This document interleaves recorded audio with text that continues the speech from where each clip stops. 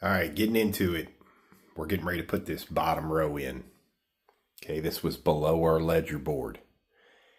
Hence the holes. You can see them.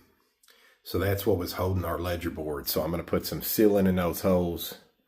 Okay, get them filled in. But what I want to show you is how to get this tile, how me and Tom get this tile to sit perfectly in line with the next one and sitting on our finished floor. I just want to show you how we go about getting it. There's probably a million different ways, but one way we do not like at all, and we very rarely do this.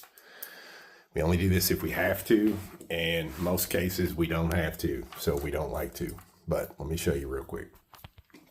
Okay, your typical tape measure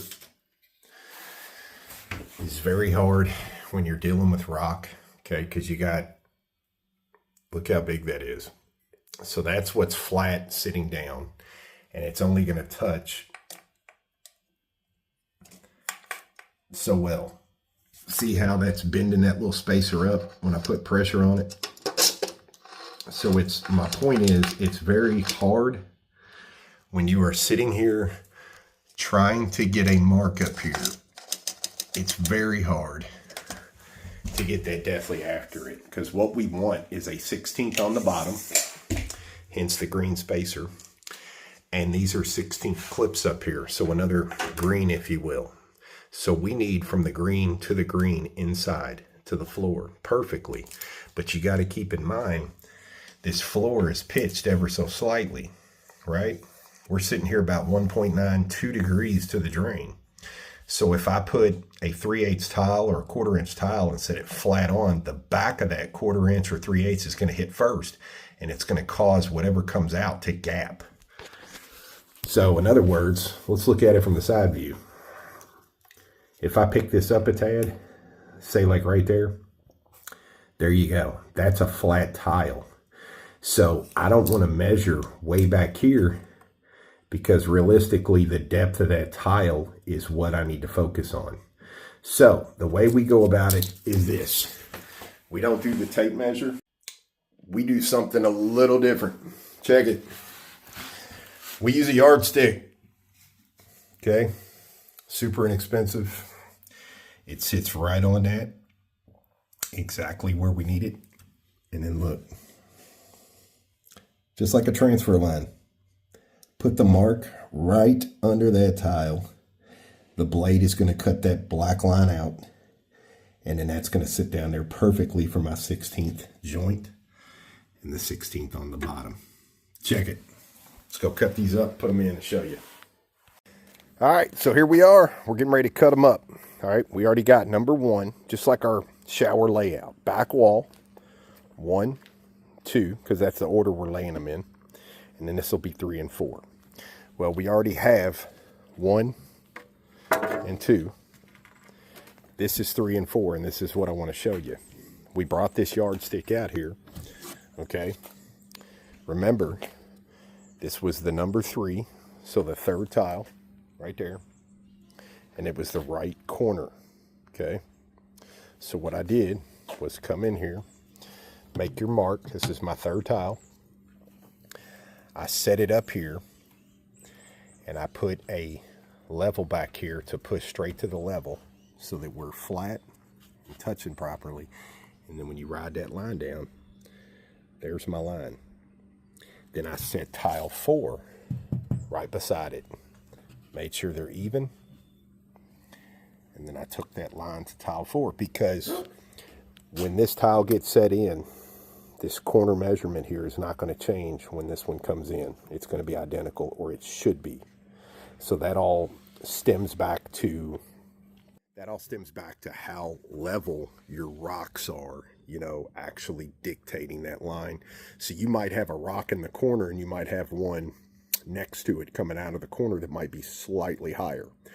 When I set down on that little horseshoe, you might have a rock lifting you right next to it. So I make sure that all those rocks are level all the way around. I constantly check them when we're setting all those stones in the shower. And, you know, it just makes life easy for right now at this point.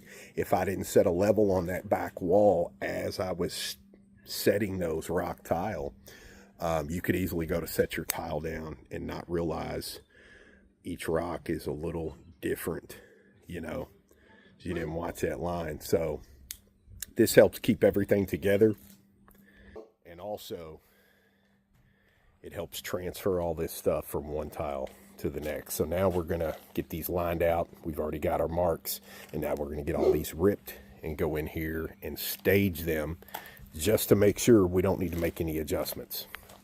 All right, so look real quick. We took number 4 tile and kicked it to the side. We put 3 up here. This is 3. I brought 1 back up here. Remember 1, 2, and then 3, 4. I brought 1 back up here because this measurement here on number 1, right corner, which is right here, that has already been dictated from earlier when I cut this. So now I want number 1, right corner, to be equal to number 3, left corner, as they meet. So I'm bringing number 1 back into play with number 3. And now I'm going to take my pen, because these are dead even. I'm going to take my pen and I'm going to make my mark right here.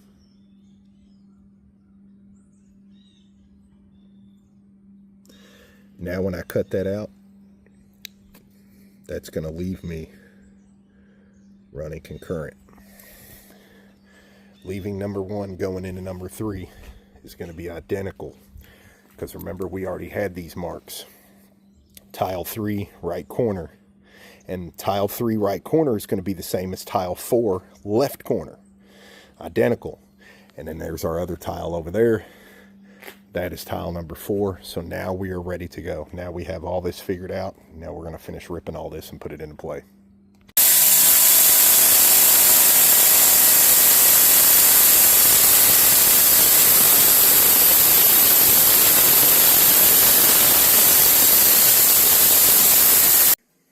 Alright, so now everything's in play. And I want to show you a couple of things here. This is most crucial right now at this point, because this is the last piece. So you don't want to lose your pinstripe line, firstly. So that 1/8, those white ones, that needs to stay an 1/8, because every one of those are an 1/8. So once you have that line right there, okay, that's going to dictate this tile being plumb, and then of course this one being plumb. But it's trickier down here at the bottom, because the thickness of the tile and the fact that the rock is sitting here slanted, okay, when you go to sit down flat, you end up getting this V here, because the rock is kind of like my thumb, and I'm being drastic so you can see the difference. So a couple of these tiles here, because they went to sit down flat, they cause the front edge that everyone sees to stick up above an 1/8.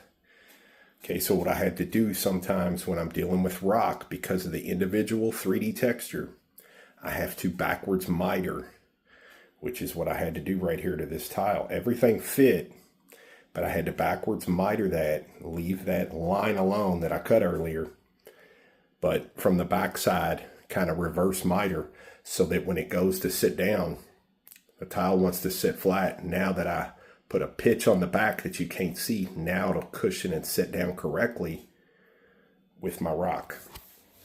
So if you notice, those white ones are 8s. Okay.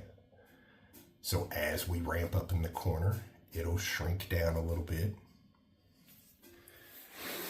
Where these come together, that one is close to an 1/8. I couldn't get it under there. And that one is super, super close to being an 1/8. That one's pretty much an 1/8. And then over here is another 1/8. So, I mean, they're going to be as perfect as we can get that all the way around. But this is what me and Tom concentrate on right there, the bottom. See that transfer line? So as that silicone is going in here, going across, making a perfect line, if those tiles are not in line, if those tiles aren't in line with one another, then what's going to happen is your perfect pinstripe line is going to go right here. And if this ends up being bigger or smaller, it's going to change that line. And it just draws an eye to a problem. Now, I know a lot of people would just float the line over it anyway, but all you're doing is just ramping right here. The object is to fill all this in and let it balloon out, so that as you come through with a little bitty pitch tool, puts a little slant, then everything inside of there is full plus the slant. So I hope that makes sense, but that is the most crucial thing about that bottom row for me and Tom, so that we don't lose our line over there. And we don't lose tile to tile the transfer line. So that's it, you guys. Hope this helps anybody, somebody. And as usual, you all, thanks for tuning in. See you back real soon on the next one.